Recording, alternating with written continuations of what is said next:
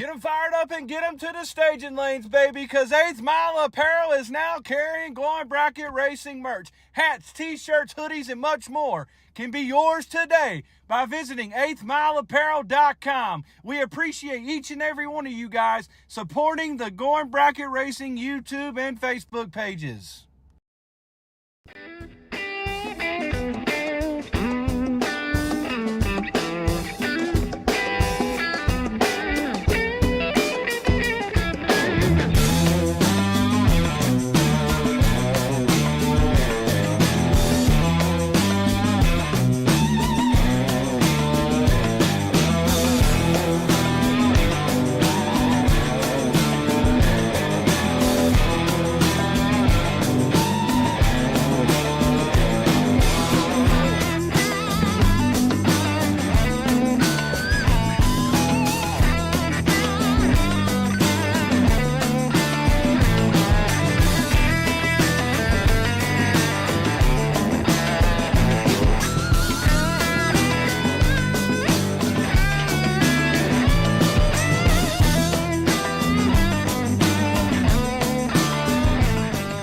What's up, everybody? Casey and George here on September 9th, I believe it is, episode 206 of the Glowing Bracket Racing podcast, which is always brought to you 100% for free on YouTube, Facebook, Spotify, wherever else you find your podcasts, Apple Podcasts. Most of y'all are out there on Apple Podcasts.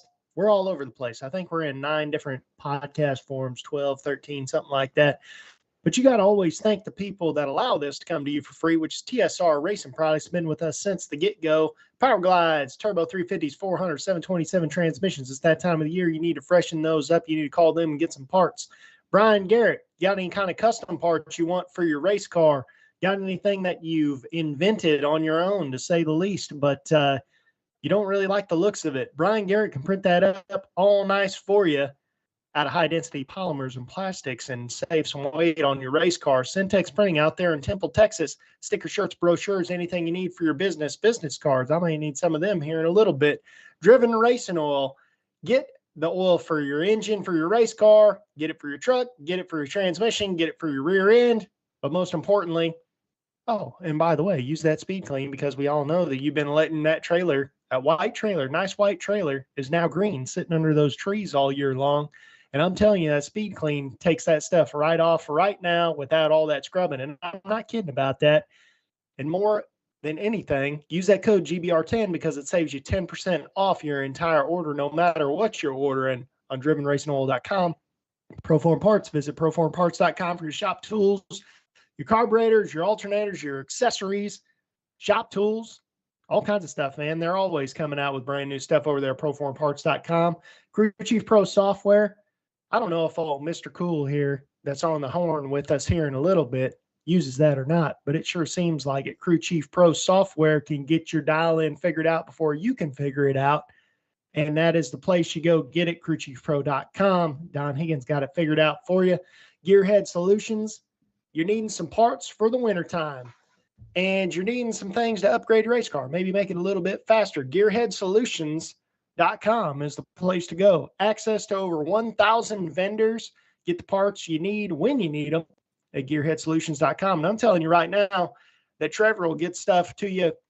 You don't even have to pay for overnight. I'm telling you, he figures out whichever warehouse is the closest to you, and he'll get it to you. I want to say I've never waited more than 48 hours to get stuff to him. And that's the truth. That's not just because he's a part of this show. That's just how he rolls. But most importantly, Midstate Dragway in Havana, Illinois is having a race this weekend, this very weekend, September 12th to 14th, right before the OG Million. If you're going to the OG Million, you're not at Havana, I don't know what you're doing over there. You need to go to Midstate Dragway. $500 to double the entire weekend. Day number 1 is $20,000 now. It used to be twin tens. Now he's putting a 20 on right before the million, and it doesn't cost you any more money. It's literally everything else is the same. He's just putting an extra 10 on top. $500 to double the entire weekend. So I don't know what more you want than that, but if you are in town and you're just going to go sit at Gateway, you need to travel up to Havana. It's not that far away. It's just a little past Jacksonville. You travel a little bit north, go race for what would that end up being, George? $30,000 after it's all said and done for $500? That's Way more four than entries. That's Yep. 4 entries for $30,000. And Yep. then travel on to the million. You already got your entry fee paid for. Come on. Especially if you leave a little money in your pocket. Here's that flyer, by the way, guys. That mid-state flyer that's going on. Heck of a job out there, mid-state. I hear a lot, in my inbox and in messaging on my cell phone about how everybody could really benefit from a race like this in their home area. I know that if I were anywhere close, this is where I would be this coming weekend, especially being only 2 hours out, 2.5 hours, maybe a little further than that outside of St. Louis. At the same time, guys, we've got another race coming up here, October, at the end of October, actually, towards Halloween. It's going to be the Super Bucks Showdown out here at XRP, put on by Pennington Productions. The Pennington brothers do a good job out there. Make sure you show your support, as I'm sure most of you are planning on coming at this one. It's been packed out the last few times they've had this race. I expect nothing less. Catch it live right here on Going Bracket Racing live stream for the entire event. And last but not least, CP still doing his thing with the rescheduled race out there. Looks like it was originally scheduled in May there, but Bluegrass Spring Warm-Up is going to be coming to you September 19th through 21st out at London Dragway. 10s. You know how CP does it, man. 10s. 600 to double enter it. I believe Friday there's a warm-up race going on that's a little bit lower there, but on the no-box side, 300 to single, 500 to double. You got the junior dragsters out there running for $700 bucks to win. At the same time, CP is going to be dropping $10,000 to win in West Texas, October 17th through 19th. That will also be live streamed right here on Going Bracket Racing. So catch all the action from that race as well. Full flyer to precede the show. We'll get that out on the website as soon as possible. But Casey, man, there ain't no sense in keeping our guest waiting and hanging on in the balance there. Let's get him on the show. Straight out of the top alcohol dragster or his bracket racing car, getting down to the finals at the Summer Fling. Zack, man, welcome back to the show. Yeah, guys, thanks for having me back. Oh, man. Absolutely. Right. The busiest man in bracket racing here.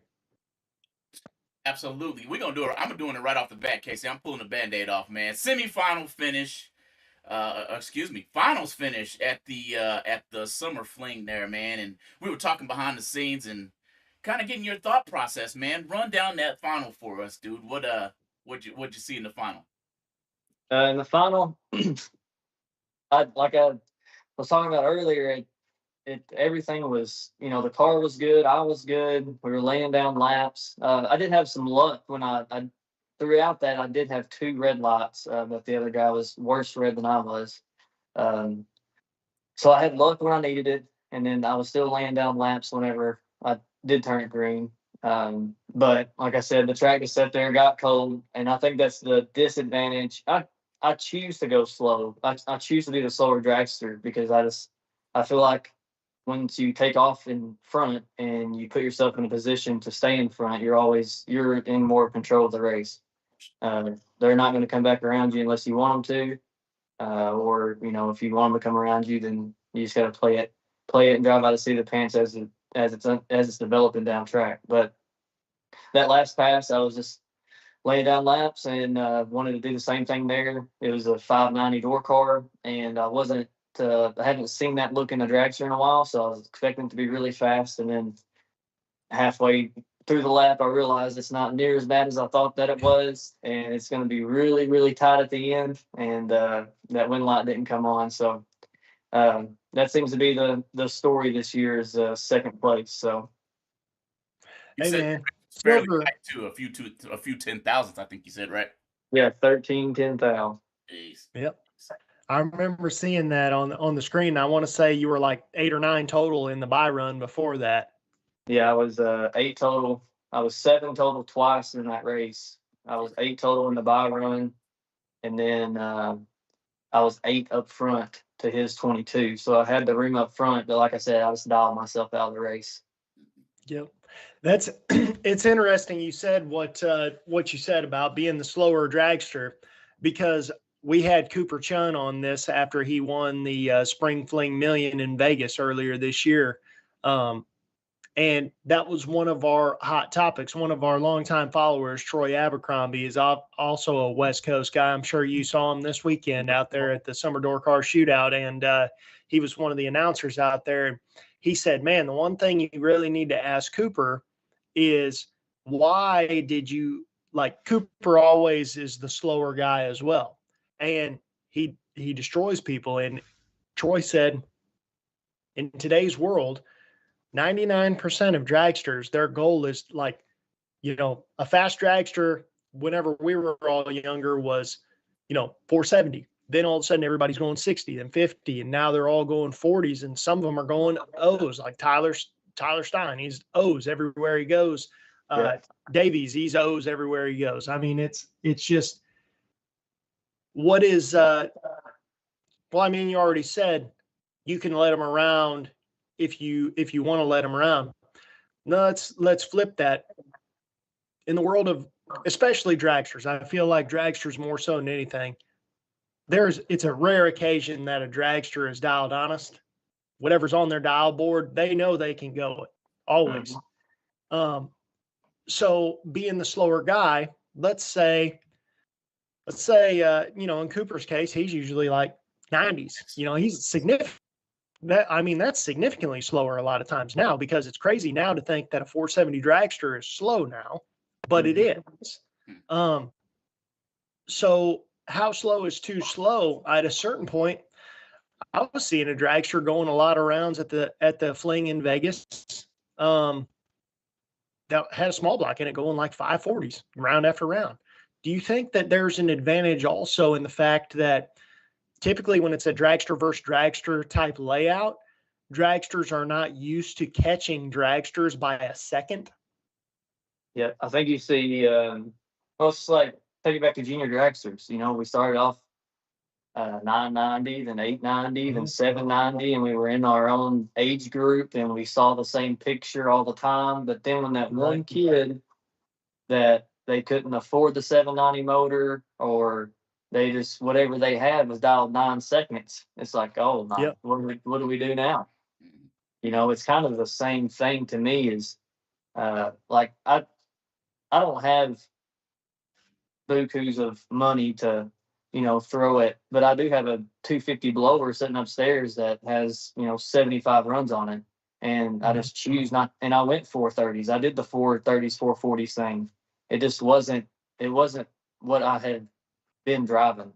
And I tell anybody that asks me, and they're like, why do you have that blower sitting up there? You get $7,000-$8,000 out of it, $6,000, whatever. Yeah, they're worth a ton of money right now because nobody can get them usually. Yeah, so I want to keep the option there, but it's just not what I was used to. So, and I always tell it, like, you see people get dropped all the time for sponsors, especially like with Top Fuel stuff, Salinas or the girl from overseas, they lost their sponsorship out of nowhere. So what I'm saying is, me being a sponsored bracket racer, I don't know how long I'm going to get to do this. I'm thankful for every race that I get to go to. And, this is our 5th race season, but it could all go away tomorrow.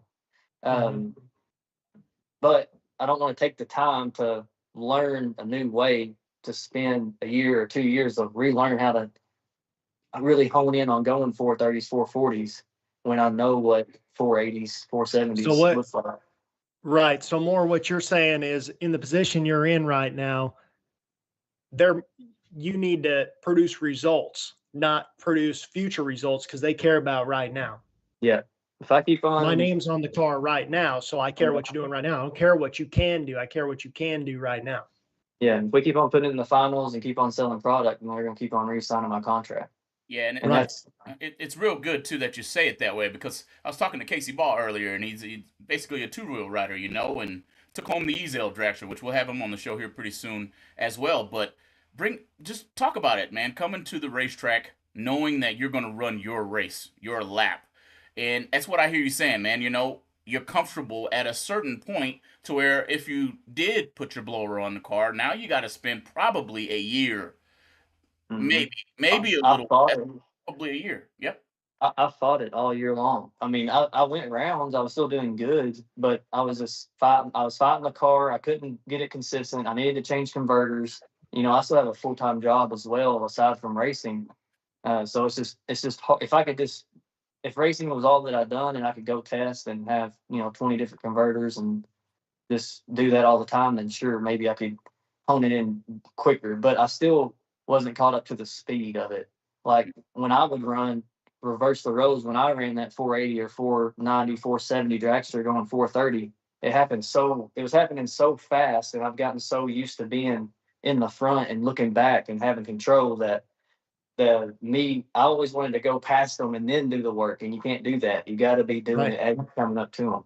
So I just saw that, and I learned my lesson from that year, and I decided to go this route, and it's worked out. Dude, that's the truth right there too, man, is just the figuring of stuff out. Like I remember this year when I very first started finally running the Chevelle, I felt like I was setting the world on fire whenever I went to Darlington to test in February, and I was like, oh, this thing's fast. Well, the last race I went to, I'd been running 165, 167 mile an hour all day, 8th mile. And first round, my guy rattled the tires. So I lifted, 450 index racing, lifted, went 151. I didn't even throw the chute. And because I was like, man, I'm going slow, because that's 15 mile an hour slower than I've been running all day. Yeah. And I go over and I'm looking at the sand trap. And I'm like, oh, I got to stop. And then all of a sudden, of course, it breaks, thinking stuff like that. But it's amazing. I came back and I told my wife, I said, it's crazy that I thought I was going slow. I still went 151, but getting used to things is a lot more involved than people think. And it does take a long time. It takes a lot of laps.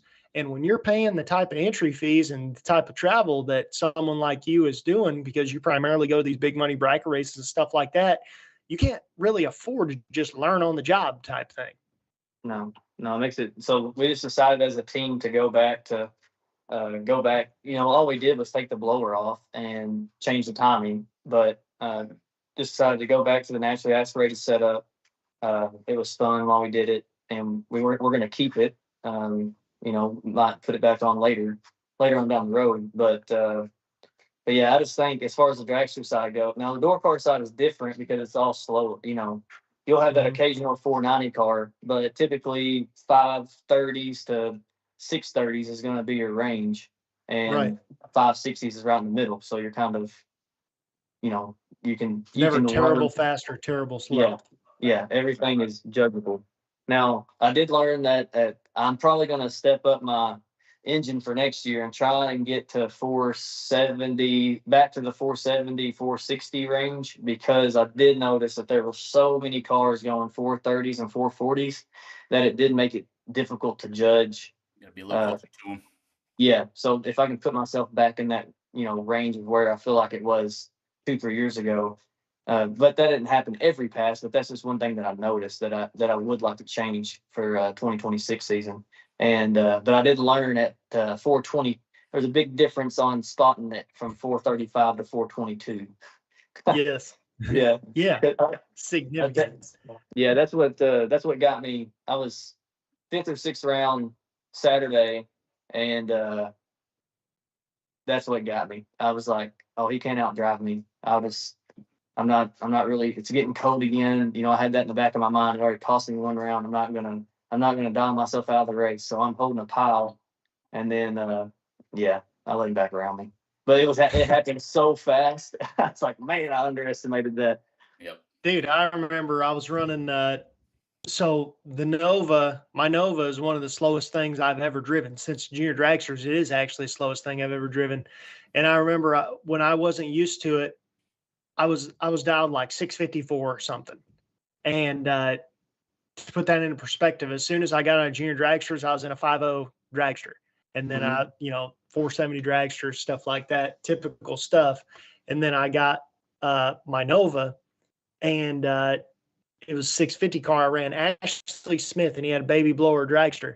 And I remember looking back at 330, and I'm almost to the 8th mile, and I said, ain't no way he's catching me in a gambler's race. And I go down there, womp, womp, and I'm telling you, I womp it twice, and he's in front of me, like way in front of me, to the point where I see the tail light. And I said, what?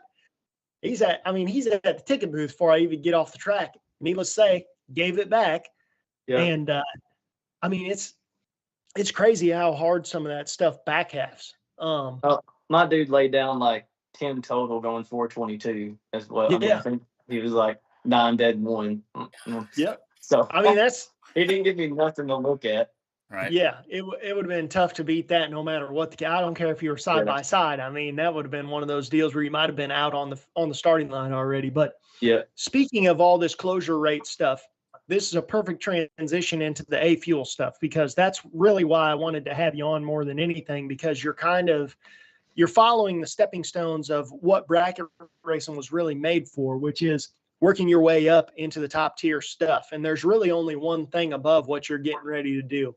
So I want to ask you, number one, how does it feel to actually be successful in doing that and making that happen? And how do you go about it? How do you work your way into a fuel dragster, which the only thing above that is top fuel? So, I mean, you're almost there.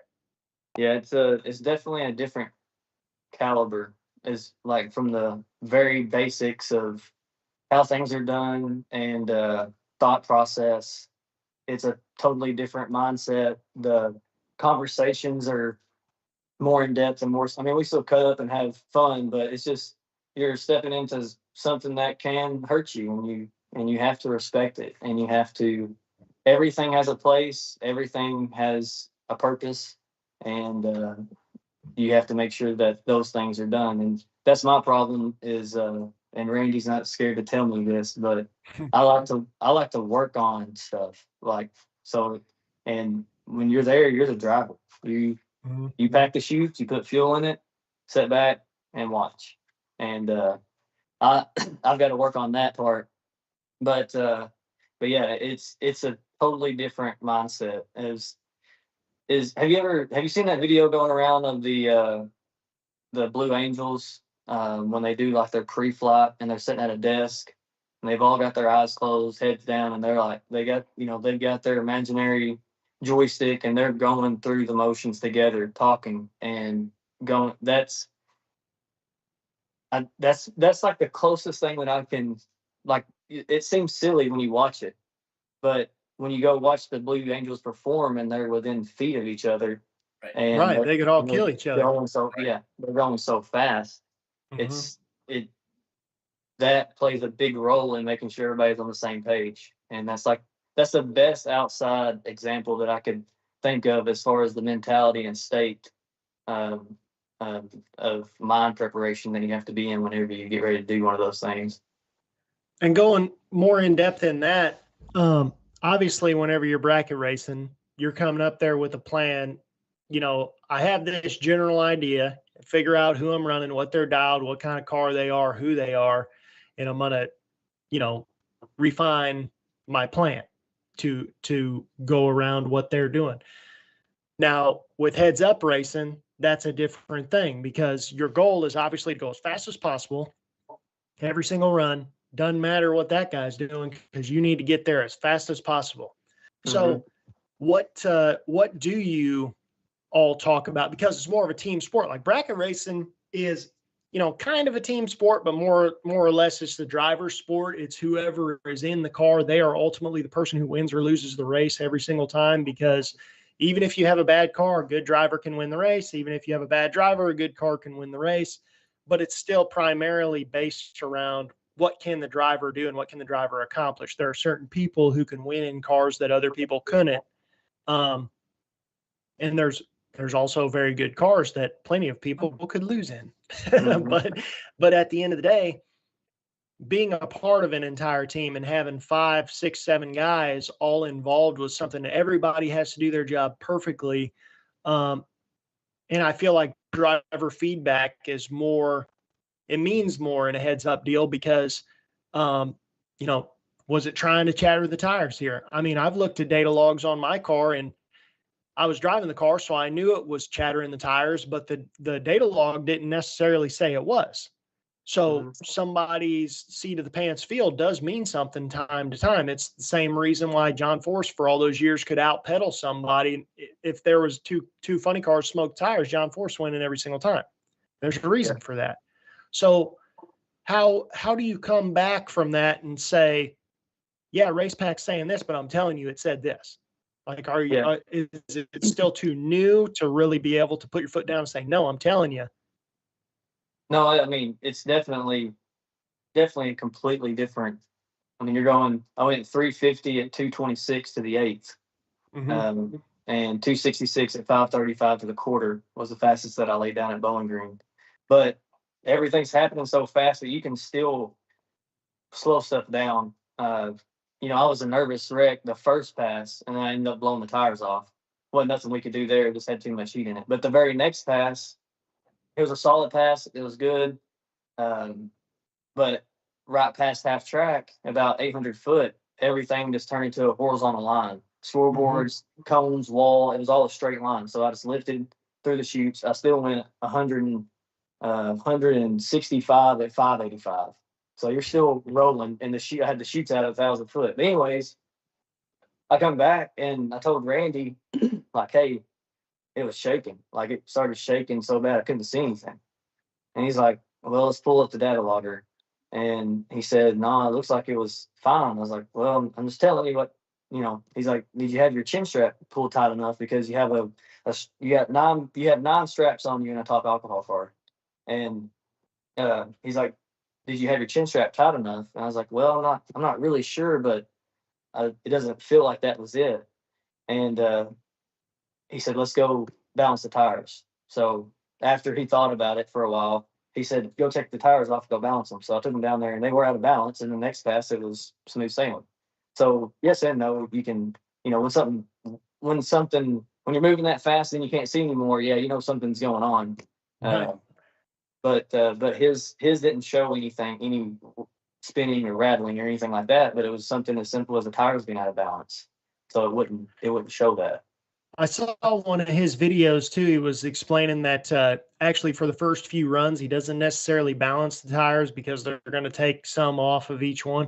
Was that experience possibly what caused that video to come out? Or I'm not sure. I haven't seen that one yet personally. How'd you even get involved with Randy Meyer? Because I mean, he's the king of A Fuel Dragster. I mean, that's indisputable. Randy Meyer is anybody in a Randy Meyer car is going to have a possibility of winning a race. So how do you get involved at that level with that guy? Because that's your first A Fuel ride. So just connections and the right place at the right time. I just won the 50K at Bowling Green last year in the Dragster.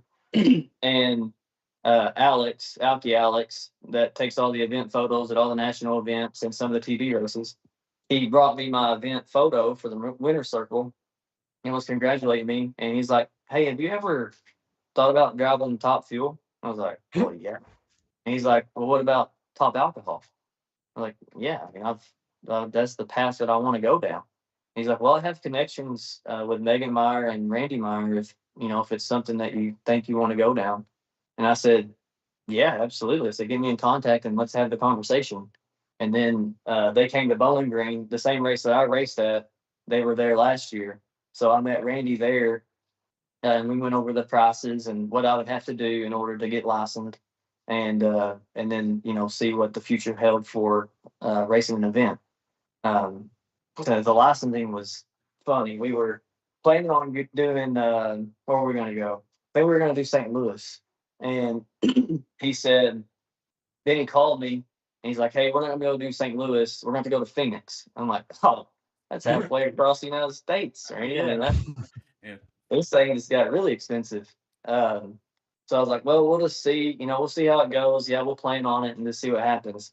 So then Friday after Bowling Green, he calls me and he says, hey, we're renting out US National. We're going to rent out Indy Tuesday if you can get up here. All right, it's Friday afternoon. I was doing a Hornet job. I do pest control for a living. I'm a 5th generation exterminator. I'm killing hornets when he calls me.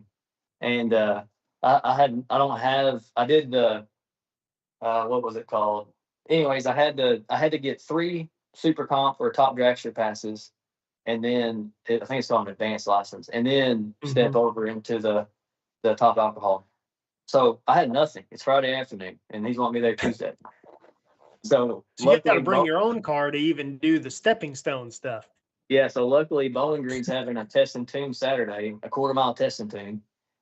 Brock said that he would sign off for me.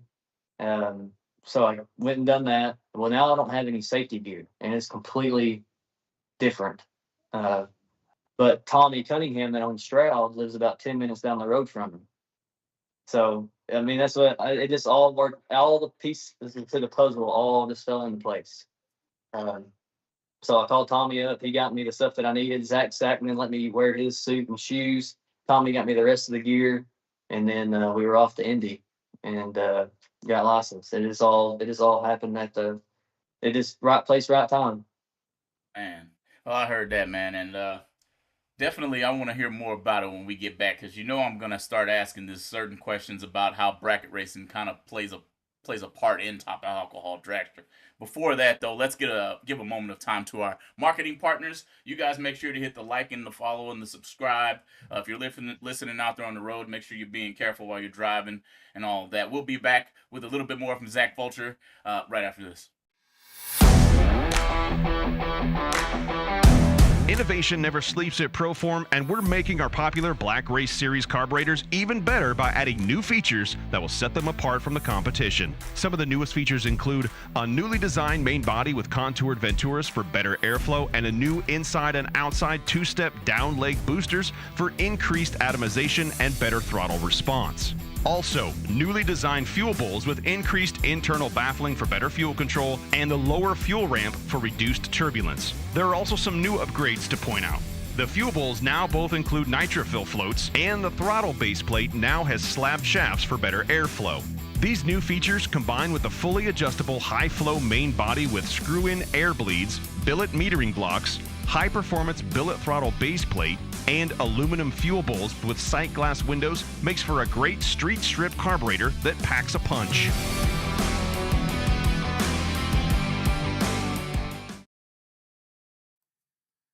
BRG Motorsports 3D printed racing parts are able to provide you with whatever you desire to enhance your drag racing operation.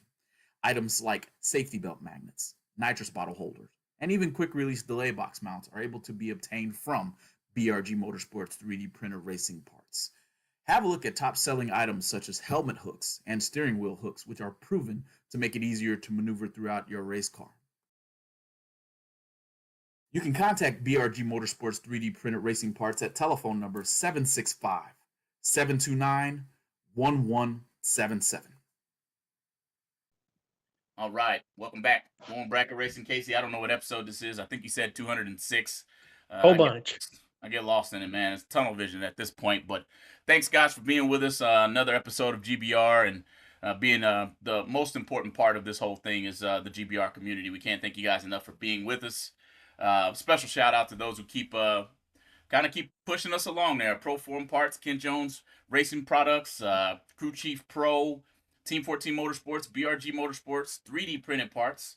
Got Syntex Printing out there in Temple, Texas. Mid-State Dragway, where if you're not heading to Mid-State, this man, I don't know what you're doing if you head to Mid-State right now. Anyway, Driven Racing Oil, 8th Mile Apparel, TSR Racing Products. We especially can't thank you guys enough. Gearhead Solutions. Those guys over at your ad here, that's Casey and George. If you have products, services that you would like to get out to the drag racing community, especially the bracket racing side of things, give us a call or a email at goingbracketracing@gmail.com. We'd be more than willing to get your products out in front of our audience there. So back to the show we go with Zac Fulcher, that one guy you guys know. He's running Top Alcohol Dragster, and one question that I have to ask, especially being a bracket racer, moving over into that field, what shall I say tips and tricks or mindsets did you take with you from your bracket car into your Top Alcohol Dragster? It's actually goes further back than the bracket car. It's back to the junior dragster. It's essentially what it is a supersized 5,000 horsepower junior dragster. As far as the fundamentals of the procedures of racing it, because you don't have a brake pedal, you have a brake handbrake. Yep, and then you have a clutch pedal where the brake would be, and then you got to turn the fuel on. The procedure of the race is back up from the burnout, put it back in drive, you have a gear lever down to your left. You push it forward, lift out of the clutch just enough to roll forward about a foot, stop, let them do their thing, roll up towards the beams, stop again, let Randy do the final adjustments, and then go in, and you're just feathering the clutch. And it stops. Like when you push the clutch in, if you're not going very fast, it stops. So you don't have to like worry about rolling through the beams or anything. You just wait until Jake was my guy to line me up to the pre-stage. Whenever he told me to stop, it was just push the clutch in, car would stop. And then then you're just bumping it in, just riding the clutch, riding the brake a little bit. And then as soon as you turn the stage light on, let off the clutch, turn the fuel on. And then as soon as you pre-stage, let off the clutch, turn the fuel on, and now you're just bumping it in with the handbrake. You don't want to take any more than like 3 bumps to get in, because as soon as you left off that clutch, the clutches are sitting there building heat. Yeah. And that really has a big factor on how your car's going to take off. So you don't want to tarry too long. Now there is some you can take some starting line games from bracket racing over into sit there and hold the clutch in and wait for the other guy to stage before you ever come off of it, or if you're running which I have not ran a supercharged car yet, but let them sit there and keep it idled up for a second. And I could see those kind of things coming into play, but that's not. Randy doesn't want you to race that way. He wants you to just get in there, do your thing. My car's going to beat you. Let's see what you got. So, and it probably is. Yeah. Right. There's not really anything to take from bracket racing other than, you're going down the same track, right? And, I've made 1,000 laps at Bowling Green. But as far as the procedures are so different from in a dragster and a door car that it's really, other than it being drag racing, that's about the only similarity that there is. So Yeah. what's, everybody wants to talk about going because it goes fast and everything. Let's talk about the stopping, because obviously it's got carbon brakes, got 2 massive parachutes, things like that. How do they stop? Because on 2-Lane Talk, what I do with Dylan, we were talking to Joe Foley at one point, and we were talking about, Galat's going to have an IHRA race at the end of the year, and they're going to run top fuel there. And we were like, man, can they even stop there? Well, Doug Foley obviously is his dad, so he would know. That's why we asked him. And he said, actually, I want to say he said like 2,500 feet or something like that. If they have 2 parachutes and 2,500 feet, you can stop a top fuel car from 300 mile an hour, no problem, is what they figured.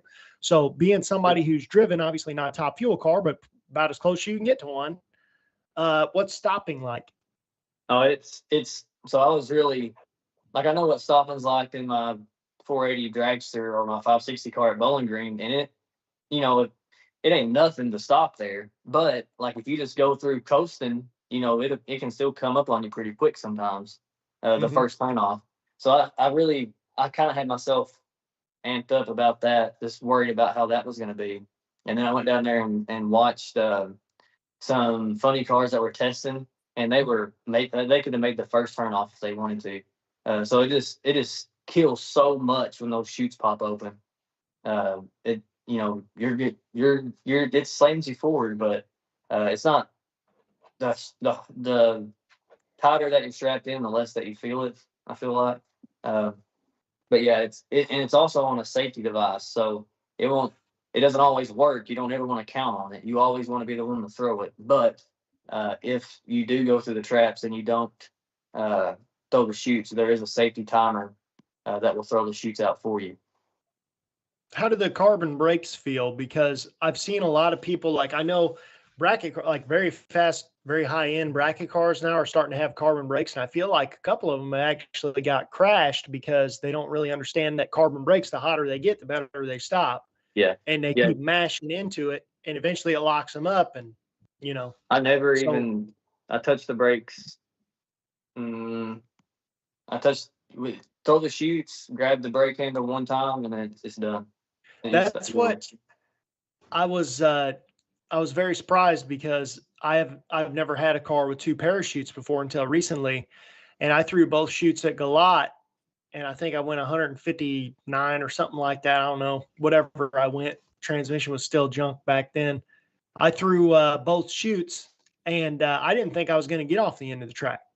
Like Yeah. I was like, Yeah. man, it's like They had to come They out. They really had to come out there. They had to come out with the foiler every pass for me. yeah. Well, Because here's the other thing. You're in a dragster, yeah, but you can't look over like in your bracket car and see the guy beside you. You can't even see the other guy when you stage. So you got to think about, you're both going down through there. Yeah, you're almost stopped and it's still safe, or you feel safe and under control, but you don't know where the other guy's at. So I'm a very cautious for, like, when it comes to hunting or in the work field, whatever. I'm very cautious of our next move. So I'll just stop. And Randy said that's fine. Just stop on the track. That way you don't have to. He said he's been hit that way before. Couldn't see each other, and you go to swing out to get off the track if you're in the right lane at Bowling Green, and you go swing out. You don't know the car's there. And now you're wadded up with him. and they're not made to get T-boned. Yeah, no, they're not. There's not much there. Mm-hmm. So, is there a flagger at the end of the track at the events that you've raced in? I've been seeing that. Yeah, there is at the national stuff mainly, but there was not at Bowling Green. Gotcha. Yeah, I'm with you. Stop on the track. Yeah, it ain't worth it.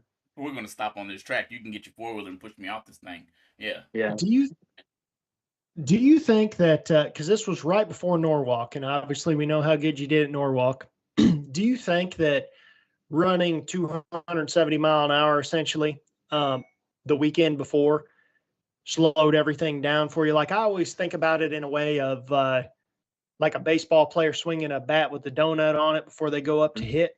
Do you feel like that helped you at all and just slowed everything down because you had literally, it's not like you have been fast before, you literally had just been fast in Norwalk.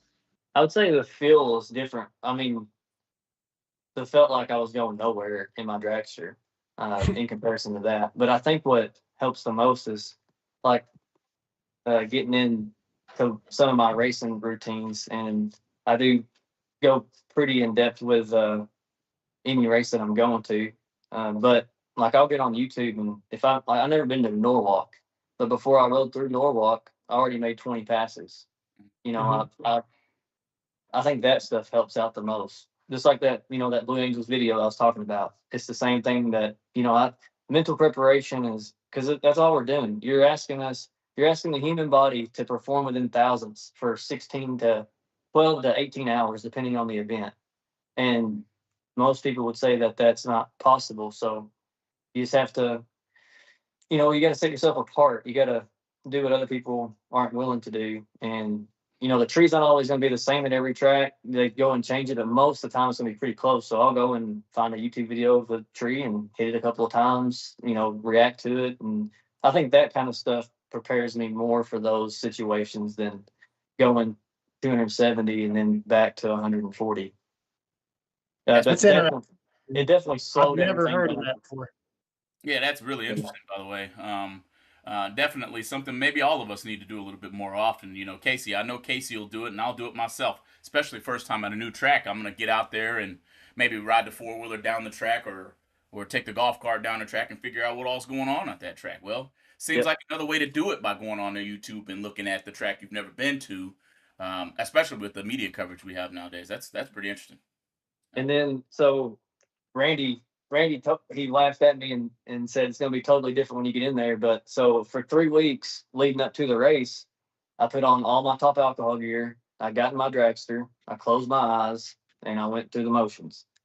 And the first thing Randy asked me when I got there, he gives you, whenever you start getting involved with Randy and you're talking about driving one of his cars, he gives you a procedures list, and it's every operation of the car from start to finish. And he wants you to go through those and recite them back to him. And then when I got there, the first thing he asked me was like, "Hey, where's your list at?" I said, "It's at home in my cabinet." And he said, "Well, that's a good place for it." And he said, "When's the last time you looked at it?" I said, "I don't know, probably last year." He said, "You think that's pretty smart?" I said, "Well, I mean, I've made about 30 passes in this dragster before I ever got here." He said, "What do you mean?" I said, "I've been strapping in the car, going through everything." He said, "All right, read it off to me." And I did. And you're never going to really know what's going to happen until you get in the car. But I definitely think that got me leaps and bounds, more caught back up into the car than just not doing anything and just showing up. And that's good too, man. And that probably put him in a good mindset too, because, people don't think about it, or some people do, some people don't, but the average fan or the average person wouldn't think about it, man. But those nitro cars are so volatile. That's like a bomb over there. That could kill somebody. So if any of those people are not 100% knowing what they're doing, somebody can get hurt. Like I remember seeing somebody putting a funny car body down and happened to catch throttle cable and about ran 3 guys over. I think it might have ran somebody over, and that was a pro team. Like that might have been Tony Petragon's team or something like that. I don't know if it was him, but I'm just saying it was somebody to that level. And there's all kinds of crazy stuff that happen. I know you got to back up, screw superchargers. You got to back them up, or they can backfire through the intake and blow everything up. And heads have blown off on the starting line from nitro cars not getting backed up and stuff like that. Like there's a lot of danger involved with. It's not just standing around. We're not at that point. You're not at a bracket race anymore. Yeah.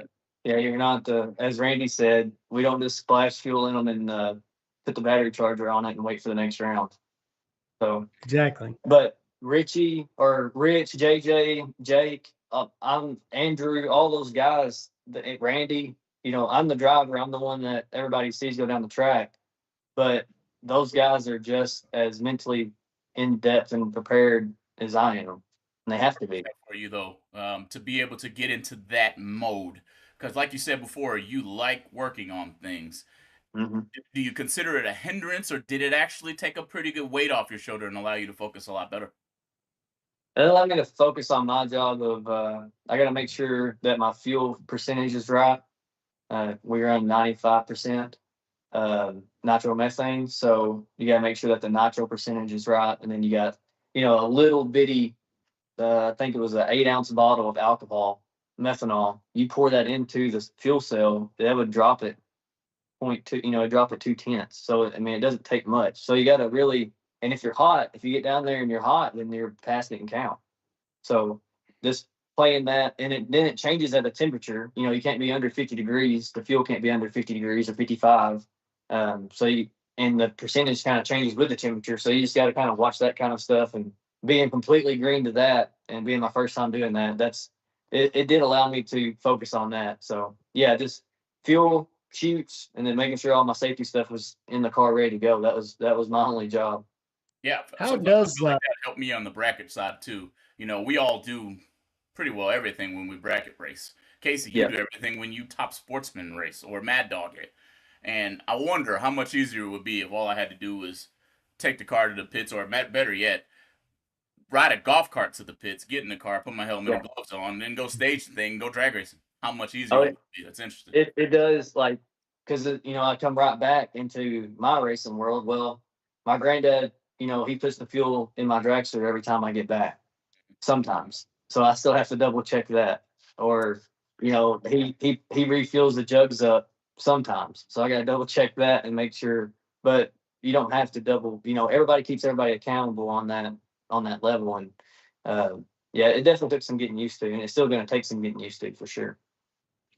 How does the how do you mix nitro? I've never understood that, because I know it's obviously chemistry, and like you said, if the fuel's hotter, then it either expands or contracts, whatever. I assume it expands because it's heat. But how does that work? Because I know you use whatever that float's called, fancy name for the float, glass float. Yeah, I can't think of the name of the reading gauge, but I'm not sure. I didn't get to watch the mixing process. He already had it, but I'm assuming that you just however much nitro you think you need, and then whatever alcohol, and then shake it up, and it's pretty.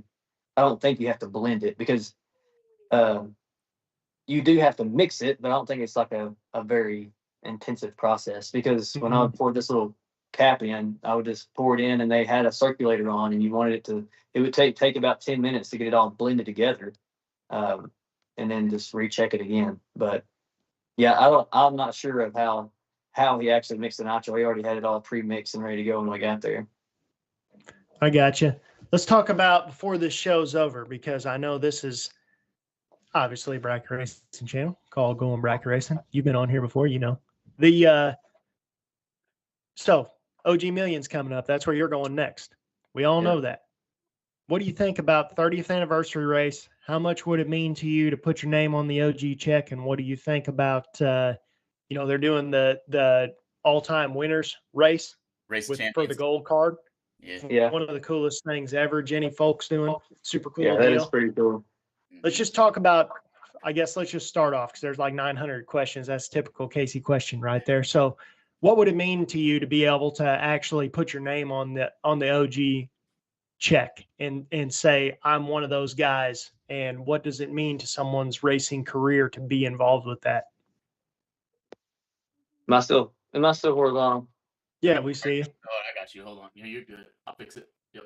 All right, sorry, somebody tried to call. But yeah, I mean that's the one, right? That's the Catalina wine mixer. That's the one that everybody wants to put their name on. To win it would be, oh man, it would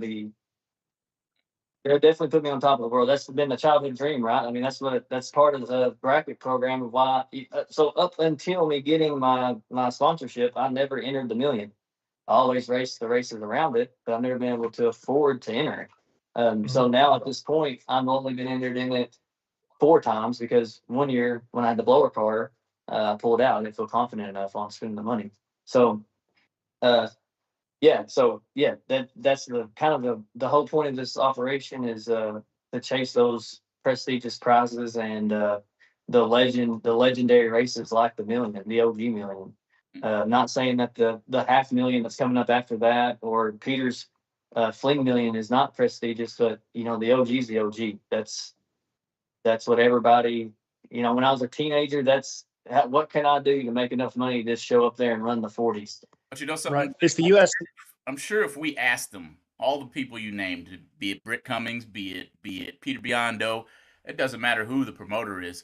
I feel like, and I could be wrong too, but everybody's bucket list or career goal in bracket racing is to win the OG million. So I really think that the people throwing the race, regardless of it's the half or the Biondo's million, whatever, that's the race they want to, right? Because their names aren't on that placard. There were 618 cars on Tuesday last year. I mean, it's insane how and the competition is unmatched. I mean, it's the U.S. Nationals of bracket racing. And I feel like it means something to say, look at the names that are on that list and look what's happened since then, since they've been on that list. Like, it is the list of the best of the best. People don't luck their way into winning the OG million. It's the one race that people just don't have a good day and win that race. They after that race, like you see all these people that they're not nobodies, but obviously you can't be a nobody because to win that race, you can't be a nobody. By the time you get to 16 cars there, nobody lucked their way to 16 cars typically. Definitely nobody lucked their way to 8. You know, you make your way down you go 6 rounds, you're getting ready to get a pretty good chunk. Yeah. I mean, look at I just feel like the person in recent times that people would know about that stands out is people in the South have always known Johnny Ezel. But when he won the million, everybody knew Johnny Ezel, and everybody knew Johnny Ezel for the next 2 years. He just dominated everything, I feel like. Yep. And it's just, I feel like it also means something to say that Scotty Richardson so many times was so close and never won it. And we all know that he is, if not the best bracket racer of all time, probably top 2. Yep. Like, I don't even know who you would put above him. And I know the area you grew up in, you probably agree with me. Yeah. But I mean, there's so many people who haven't won that race and have been very close. And it still has to be your day. It's still one of them events, you know, when it's your day, it's your day. We all hear it. Sometimes we hear it and shrug our shoulders and, don't think that that's true, but it does, Gage Birch was 8 total in the final last year in Long. Yes. He wins every other million ever. Yep. He wins every other million in the final. Maybe and probably most races that day. Yeah, man. Yeah. You're 8 total in the final. You're thinking this is mine. And yeah. And then Yeah. So it And just, let's, since you said that, I just want to ask you this, because obviously you're as in depth with all this bracket racing community stuff as we are. If Gage Birch wins that race, I kept telling George the entire night, I was like, dude, if Gage wins this race, I don't even know where he goes from here, because he's won everything Oh, right. else, Yeah, and he's you're so right. young. Right. Like, what does Like, he is have it to getting look old forward at to that at point or that point? something? You quit? Well, I'm just gonna at quit. that point, it's like, you literally have to go run pro stock or something, because there's Yeah. nothing more you can do here. And I feel like that almost, I feel like, needed to happen to keep Gage in bracket racing, because it's like, I mean, I know he wouldn't have quit, obviously, and he was going to Yeah. continue to do what Gage is doing, but just what does he have to look forward to if he won that at that point? Because how old is he even? I mean, he's probably 25, 26, Yeah, I think he's 28, maybe. Somewhere in there. No, he's not. Yeah. He's younger than me. I think he's 24, 25. Yeah. 26, something like that.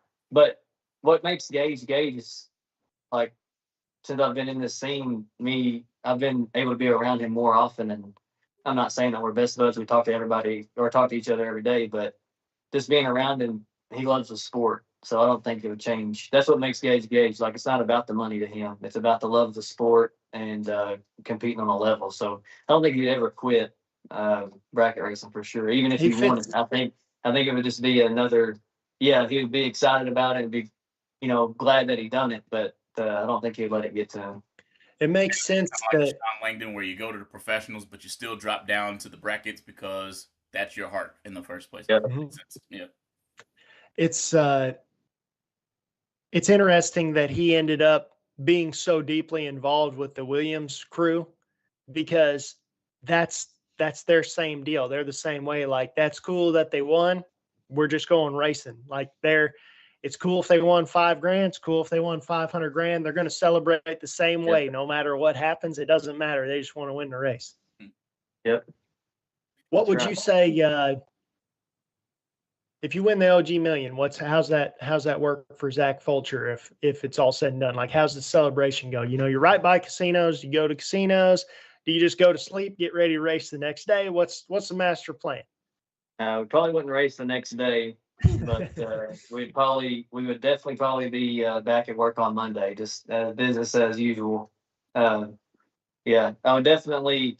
We're fixing to start. We're in the process of building a house, so definitely be taking it, my portion of it, and putting it towards that, and then sprucing up the racing program even more. Yep. But yeah, I mean, that would be all. That's what we're all there for when we go, is to win that prize. But there's also 400 other people there trying to do the same thing when it comes to Million Day.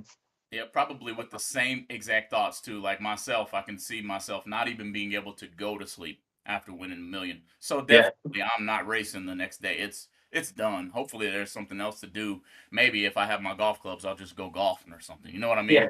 Yeah. But drag racing, I'm sorry, I'm gonna be up all night long. There is no way I'm going to bed. Sorry. Yeah. So, Yeah, and that's a deal that me and my wife have. If I win the main event of a race, then I come home the next day.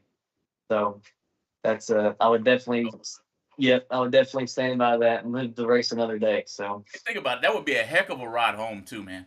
Just load it up, yeah. go to the house. You know you aren't going to sleep anyway. Just load it up, head home. That'd be great. Yep. Yeah, it'd be a lot better than ride home than not getting past second round. That's for sure. What's we might as well ask, what's your idea on the count this year? Are we going to set another record? So we've set a record the last 2 years in a row. Is it going to happen again? 30th I think so. 30th annual. Yeah, I think this will be the biggest one they've had. I agree, man. 100%. There's so many people that haven't been, and now they still have this new location. It's easy to get to. Yeah. What is this? Is this the third year at St. Louis? Yeah, I believe Yeah. so. I think it's Third, I believe.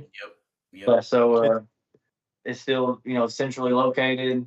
It's on the east side of Central. So I just think it's in a great spot for everybody to be able to come to it, no matter how far away you are, south or north. I think they're gonna blow this one out of the water again. I might be wrong, but You I are. think that's the city record. You're not wrong, and I'm pretty sure Mid-State's going to set a record too, because that place probably will be wall to wall, because there are Yeah. a lot of people confirming that they're going and they're already parking. So, yeah, this is going to be a pretty nice 2 weeks, I would say, but I think there's even Leave, leave from, yeah, leave. I leave. I come home from Bristol, or I come home from the Million, unload, freshen up, and then hit the road to Bristol for Yeah, Peter's offering. So, right, right. There's a Man, lot you of about got it. You have to work for yourself or you'd be fired. oh yeah, yeah, yeah, Yeah. yeah. It's definitely blessed to be able to do what I do. I couldn't do it without my family. The sponsors make it. The sponsors gave me the opportunity to be able to do it. But even with this, even having entry fees and racing and stuff like that covered, that's awesome. That's what That's what a lot of us dream of having. But it still takes a great sacrifice to be able to do it the way that we have. There's 18 of us here at Southern Termite, so every time I leave, we're one man down, and somebody's that keep the ball rolling. And my uncle keeps things going here while I'm gone, and then my wife taking care of our kid. She feels like a single mother for part of the year when I'm out on the road racing. But she knows, that was the dream, and she doesn't want me to give up on it. So just super blessed to be able to have the opportunities that I have. Absolutely, man. I know you've already thanked a lot of people, but we might as well give you the opportunity. Who do you have to thank before you get off here? Yeah, so everybody that's behind EDR Motorsports, if you're not following EDR Motorsports on Facebook, Instagram, go do that right now. We have a new thing that we've started this year was vlog-based stuff and short-form films. So every event, I've got a personal film guy that goes with me to every event, just trying to bring a different look to bracket racing and doing, I still love the sport, so I'm trying to help it grow, trying to get more eyeballs on it and doing my part of doing what I can to help that part of it grow. But aside from that, Mr. Cool, everybody knows that Mr. Cool is my primary sponsor. I'm telling you, I could not race the way that I do without those guys. And that's helped open the door to other businesses like Fuel Factory, Chase Motorsports, Coach and Trailer Sales. They're located out of Paducah. So if you need a new toter home, trailer, Dylan can get you hooked up with the best of the best. He sells the nicest equipment that's offered here. And Moser Engineering, they pick those guys are like family. Max, Justin, Rocky, Rob, they took me in, and they've been in my corner ever since I started. And Rob told me that he kind of reminded me of like how they got started with Moser, with our family business and what I was trying to do in racing. So couldn't be more thankful for them guys. Dave Conley, he does all the suspension stuff. Hoosier Tire, Fuel Factory. Mia and Jason, they stepped up and decided to come on board this year. Couldn't be more thankful for them guys. So you see it, it just starts get them performance of carburetors. It just starts once you get that break through that ice. It just all starts to unfold. I got Trevor will do anything for anybody when it comes to a carburetor. Me and Jason will do anything for anybody who has fuel. If you think something's wrong with the fuel, or if you think something could be better, they want to listen. They want to help, and that's how I am. They're faith based. They're God first, and that's the same way that I am. So whenever you can do business with other businesses that have the mindset that you do, this makes everything so much easier and so much stress free. They're glad if when we go out, they want us to go out there and perform, but at the end of the day, represent the company in a professional manner and do the best that you can do. And then what more could you ask for? So.